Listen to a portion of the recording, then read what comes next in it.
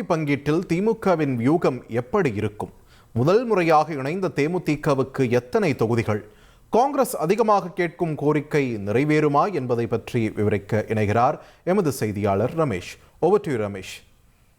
திமுக கூட்டணியில் தேமுதிக புதிதாக இணைஞ்சிருக்கிறதுனால தொகுதி பங்கீட்டை திமுக எப்படி எதிர்கொள்ளப் போகிறது, திமுகவினுடைய வியூகம் என்ன அப்படின்னு பல்வேறு எதிர்பார்ப்புகள் இருக்குது.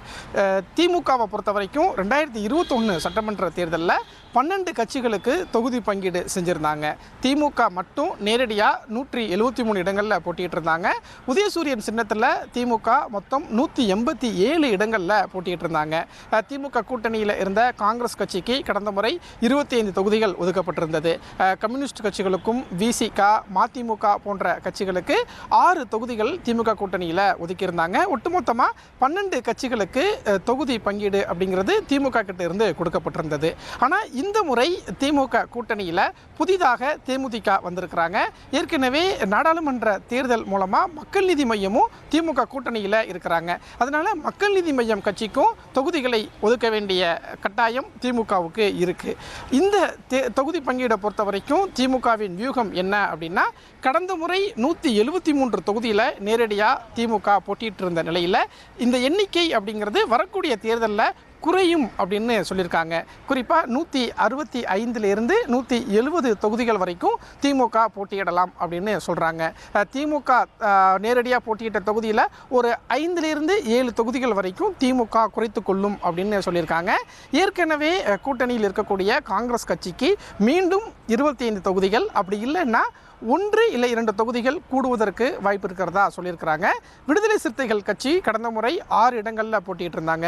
இந்த முறை அவர்களுக்கு ஒரு தொகுதி கூடுதலாக கொடுக்கக்கூடிய வாய்ப்பு இருக்குது அப்படின்னு சொல்கிறாங்க. மக்கள் நீதி மையம் திமுக கூட்டணிக்குள்ளே வர்றதுனால மக்கள் நீதி மையம் கட்சிக்கு 2 அல்லது 3 தொகுதிகள் வரை கொடுக்கப்படலாம்னு சொல்கிறாங்க. தேமுதிகவுக்கு 7 தொகுதிகள் வரை ஒதுக்கிவிட்டு ஒரு ராஜ்யசபா சீட் தேமுதிகவுக்கு கொடுக்கப்படலாம் அப்படின்னு சொல்கிறாங்க. ஆனால் ஏற்கனவே கூட்டணியில் இருக்கக்கூடிய சில கட்சிகளுக்கு தொகுதிகளை குறைக்கிறதுக்கு திமுக திட்டமிட்டிருக்கிறாங்க. ஒட்டு மொத்தத்தில் திமுகவினுடைய வியூகம் அப்படிங்கிறது திமுக நேரடியாக 165 170 தொகுதிக்குள்ளே போட்டியிடலாம் அப்படின்னும், உதயசூரியன் சின்னத்தில் மட்டும் அப்படின்னா 180 தொகுதிகளில் திமுக போட்டியிடலாம் அப்படின்னும் சொல்கிறாங்க. இதுதான் திமுகவினுடைய தொகுதி பங்கீடு வியூகமாக இருக்கிறது. 22ஆம் தேதி முதல் கூட்டணி கட்சிகளோடு தொகுதி பங்கீடு பேச்சுவார்த்தையை திமுக நடத்த போகிறாங்க. ஒரு வாரத்தில் தொகுதி பங்கீடை இறுதி செய்வதற்கு திமுக திட்டமிட்டிருக்கிறாங்க.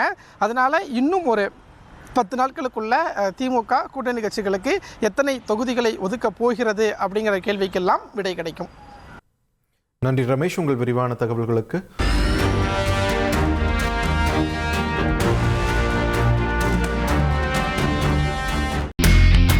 இனி செல்லும் இடமெல்லாம் செய்தி.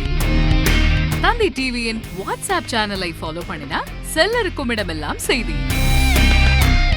இதோ QR கோட் இப்பவே ஸ்கேன் பண்ணுங்க, ஃபாலோ பண்ணுங்க.